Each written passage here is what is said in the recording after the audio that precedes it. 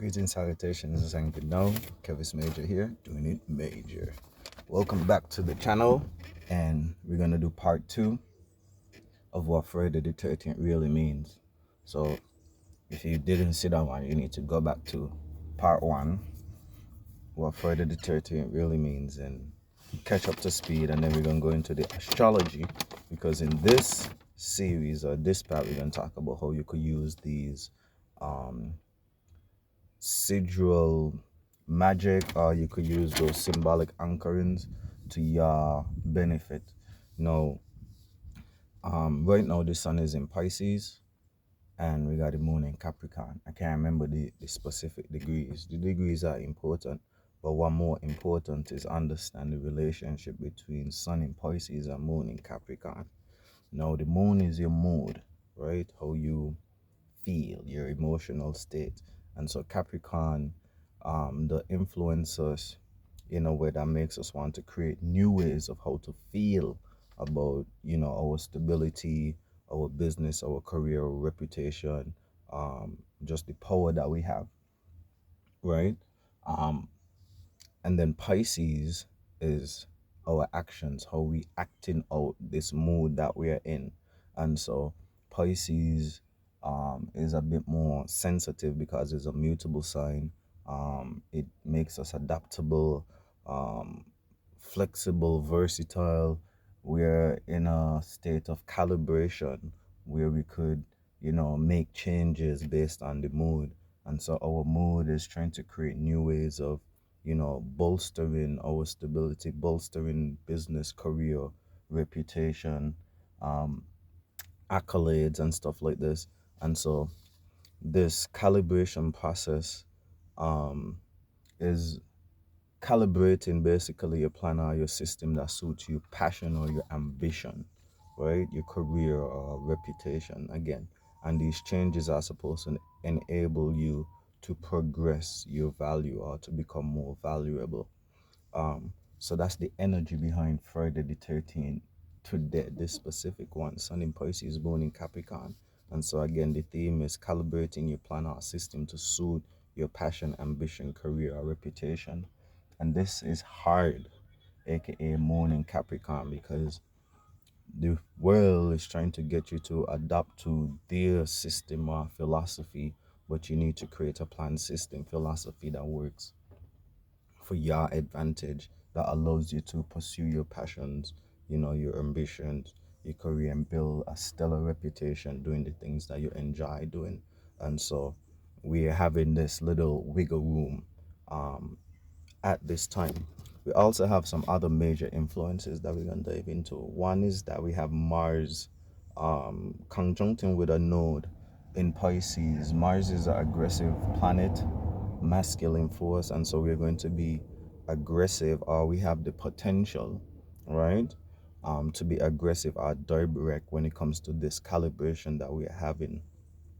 However, there's a Mercury retrograde in Pisces, and so it's highlighting things that we need to relearn, revisit, reanalyze, restructure, redo, just all people, places, things, circumstances, habits resurfacing that we need to, tackle in order for us to fully calibrate going into, the springtime, because the spring is starting in 7 days, right? So we have a Mercury retrograde that's going to be a few more days, maybe 9 more days or so. And so revisiting all ideas, even news, all problems, resurfacing at this point. There's also esoteric war happening between Neptune and Saturn in Aries. And to make this simple, Neptune deals with escapism and Saturn deals with reality. And so there's a fight in Aries, which deals with, initiating new ways of seeing and imagining and envisioning and viewing and ultimately feeling about a situation, circumstance, or experience, because how you perceive things, how you look at things, has a lot to do with how you internalize it and how you feel as you have these experiences. And so escapism, everything that makes you escape from the reality the actual reality of the world. You know what I'm saying? And we could just name everything from drugs to, social media to AI to even wars. A lot of things in this world are synthetic. They are um, man-made, but also they're used as tools against, you know, the general population to keep us in line with the system, so that the powers that be could control, continue to control.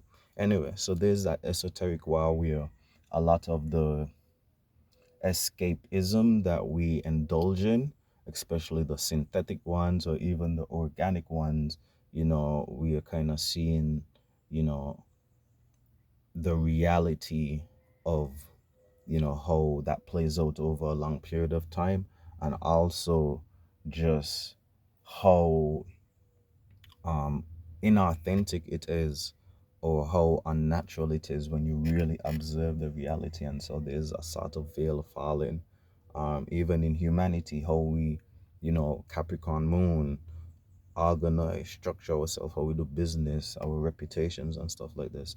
A lot of it may be built on a facade or like a distraction or illusion, insecurity, or us running away from true problems. You know what I'm saying? And so we have this facade or illusion or fantasy or imagination or escape realm that we live in more than the reality. You know what I'm saying? And this transit is deep and it's happening for an extended period of time because it's two major planets, Neptune and Saturn. And so we're going to be experiencing this in Aries for some time, right? I guess we'll have to do a video and dive into that a bit more. We also have Venus in Aries. This is giving us a glimmer of some good hope. These are new ways of love, beauty, harmony. Simple but not easy. Not gonna dive too much into it, but we're trying to find new ways of finding harmony within all of this mess. And usually there's a very, very simple way of doing it, but the simple way is not easy, and we tend to want to complicate things and make things more messy than they need to be.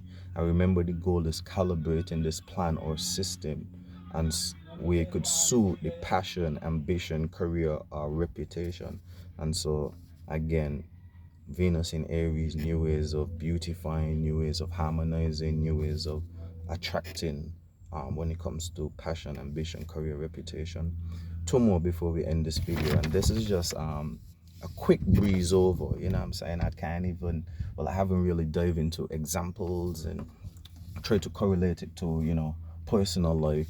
But I hope you guys could connect the dots in your mind as you listen to the different placements. We have Uranus in Taurus, right? And what I have for Uranus in Taurus is, first I had financial volatility, because we know that Uranus deals with, breakthroughs, things happening in an instance, um, um, and just being able to rebel or go against the norm or the status quo. And it's in Taurus that deals with stability and foundation and money, finances, home, security, and stuff like this. So first I had financial fertility, but it's actually structural fertility. And we see this heavily with what's happening with those big banks in America.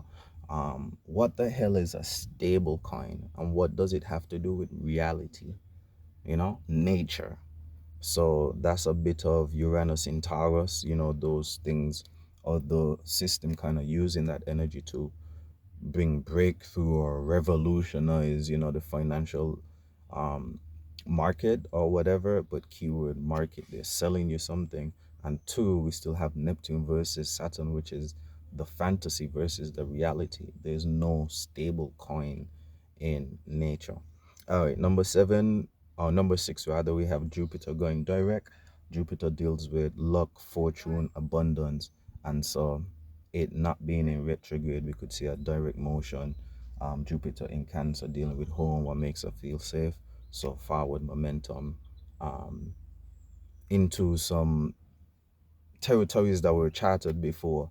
And so we might have a feeling of familiarity in a sense as we go through this calibration stage. Remember, 7 more days until spring equinox, which is huge in the astrological calendar. Not going to get too esoteric into what that should mean for you as an individual. For me, definitely trying to spring forth a new version of myself, a more majorer version.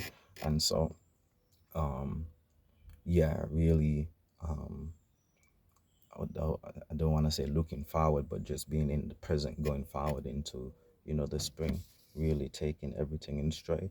And so all of this is the backdrop of Friday the 13th. So you could actually make this Friday the 13th, or all Friday the 13th going forward for you, a symbolic anchoring, or a sort of sigil, do some sigil magic, where this day could signal or trigger an emotional state, um, and activate, a certain knowledge or a certain bit of information that you want to retain, and you make it a ritual. So every Friday the 13th, you participate in a certain action or thought process, something that symbolizes this calibration process that you're experiencing now. I mean, that's if you want to practice this sigil magic. But just saying, on this day, don't be spooky dooky. It's about calibrating, not what anybody else is telling you about, you know what I'm saying? But on the forefront, there's a certain energetic force out there, like, oh, it's unlucky, or oh, bad things could happen, or, changes, or you could die. But, you know what I'm saying? Profound changes, that's kind of aligns with the theme of calibration. um Being unlucky or things breaking down, again, you may need to take 2 steps backwards to go forward. But again, Pisces is allowing us to be mutable, adaptable, and flexible. Anyway, we're gonna chop up the rest in another video. You already know, major farewell until we meet or greet again. It's Kevis Major doing it major.